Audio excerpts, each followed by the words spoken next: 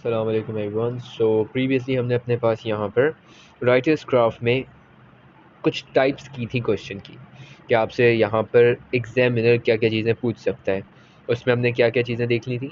Number 1, word choice, जिसमें वो आपसे यहाँ पे डिनोटेशन, कॉनोटेशन या फिर किसी भी चीज़ के बारे में पूछ सकता है, whether your language is formal, informal, या आपके पास फिगरेटिव लैंग्वेज से रिलेटेड क्वेश्चन आ सकता है, जिसमें आपके पास काफ़ी सारी फिगरेटिव लैंग्वेज जैसे simile, metaphor, onomatopoeia and all the stuff.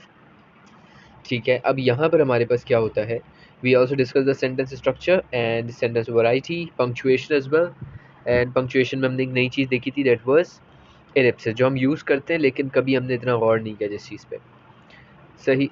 इसके अलावा हमने प्रीवियस वीडियो के अंदर टोन एंड मूड भी देख लिया था। अलॉन्ग विद दैट हमने अपने पास यहाँ पर स्ट्रक्चर एंड ऑर्गेनाइजेशन को भी देखा था।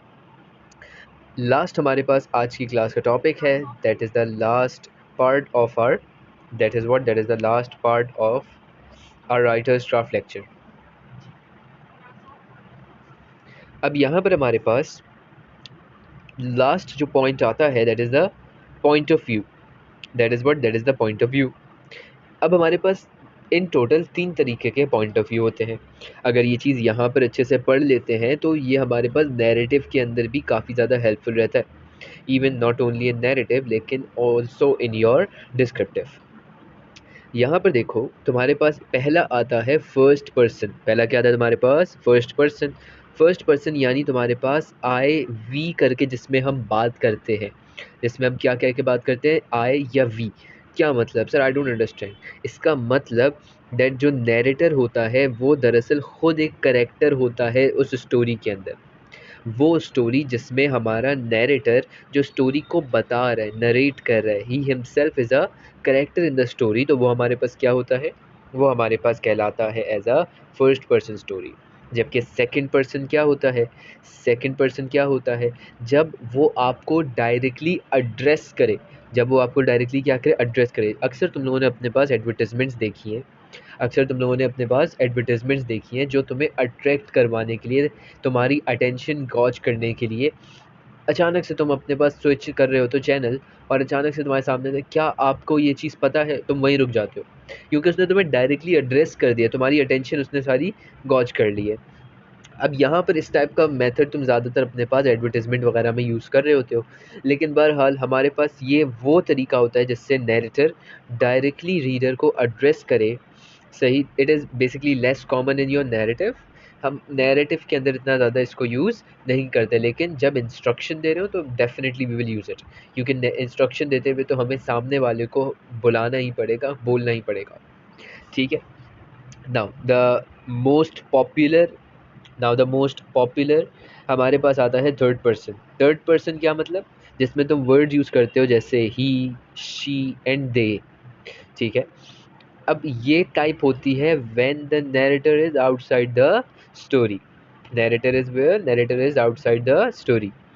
हमारे पास यहाँ पे दरअसल जब एक नैरेटर स्टोरी के अंदर होता है तो वो तुम्हें सिर्फ एक तरीके की बात बता सकता है, वो तुम्हें सिर्फ एक जगह की बात बता सकता है, वो तुम्हें अपना पर्सपेक्टिव बता सकता है। लेकिन अगर तुम्हारे पास एक नैरेटर एक थर्ड पर्सन में देखे तो वो तुम्हें ओवरव्यू दे सकता है पूरी स्टोरी का, बिकॉज़ तुम्हारे पास उस नैरेटर को दरअसल हर एक करैक्टर के बारे में पता है, हर एक करैक्टर की फीलिंग के बारे में पता है, हर एक करैक्टर के थॉट्स का पता है, हर करैक्टर के इंटेंशंस का पता है, और इवन क्या इवेंट होना है, क्या इवेंट होगा, each and everything is in the hands of the third person यानी नैरेटर। वो तुम्हें बता रहा है तो उसे हर एक चीज़ के बारे में इसका पता है। थोड़ी देर में अगर तुम्हें अभी ये बात समझ नहीं आती है तो जस्ट आफ्टर 2 मिनट्स तुम्हें ये चीज़ अपने आप समझ आएगी। ज़रा यहाँ पर आखिरी एक चीज़ देखो, we have a writer's purpose. Writer's purpose में तुम्हारे पास आता है, अगर उसने तुमसे पूछ लिया why do we need the point of view in our stories, हमें क्यों पॉइंट ऑफ व्यू चाहिए हमारी स्टोरी के अंदर, इसके बिना क्या चीज़ इनकम्प्लीट रह जाती है। सो यू शुड नो कि हम अपने पास यूज़ करते हैं writer's purpose to control the reader's access to the information. अगर जस्ट इमेजिन एक फर्स्ट पर्सन में हम लिख रहे हैं तो we can not tell each and everything to the reader, जबकि थर्ड पर्सन के अंदर it is your responsibility to make sure कि रीडर को तुम सब बात बताओ भी और रीडर को वो बात समझ भी आए। इसके अलावा इन्फ्लुएंस करना चाहते हैं हर किसी का पर्सपेक्टिव, अपना भी सामने वाले का भी, and we just want to establish a distance. ठीक है, अब यहाँ पे अक्सर कहा जाता है थर्ड पर्सन आसान है, फर्स्ट पर्सन मुश्किल है, लेकिन दरअसल इसका बिल्कुल ऑपोजिट सीन होता है। फर्स्ट पर्सन में तुम्हें सिर्फ वो समझाना है जो तुमने देखा, थर्ड पर्सन में तुम्हें वो समझाना है जो तुम्हारे अलावा सबने देखा और तुमने भी देखा। Getting it? आई होप यहाँ तक की बात समझ आ रही होगी। ज़रा ये पर्पस देखना, हमारे पास यहाँ पर, हमारे पास इस पूरे सीन को समझना तो चीज़ें मज़ीद क्लियर होंगी। हमारे पास ये एक प्रॉपर सीन बना हुआ है। इस सीन में हमारे पास इन टोटल 3 कैरेक्टर्स हैं। ठीक है, हमने अज्यूम कर लिया कि हमारे पास यहाँ पर एक कैरेक्टर है जिसका नाम है बिल्लू, एक है जिसका नाम है दादू, और एक है जिसका नाम क्या है, शब्बीर। ओवर हियर अगर मैं बात करता हूँ यहाँ पर, ठीक है, ये दोनों एक दूसरे के साथ क्या कर रहे हैं, ये दोनों एक दूसरे के साथ एक फ़ाइट में इन्वॉल्व हैं। अगर तुम्हारे पास दादू इस सेकंड कैरेक्टर को कुछ भी बोलता है, या अगर ये हमारे पास जाकर किसी को बताता है कि हमारी फ़ाइट क्यों हुई, so this person will tell each and everything according to what he have seen, what he have experienced, या इसने क्या देखा, सुना, एक्सपीरियंस किया, ये उसके मुताबिक वो स्टोरी बताएगा। जबकि हमारा सेकंड कैरेक्टर इसके साथ जब बात करेगा कि हमारी लड़ाई क्यों हुई, तो वो कहेगा तुमने मुझे ये कहा, तुम्हारी वजह से हुआ, this is just because of you, not me. तो यानी ये किस बारे में बात कर रहा है, ये सेकंड पर्सन में बात कर रहा है।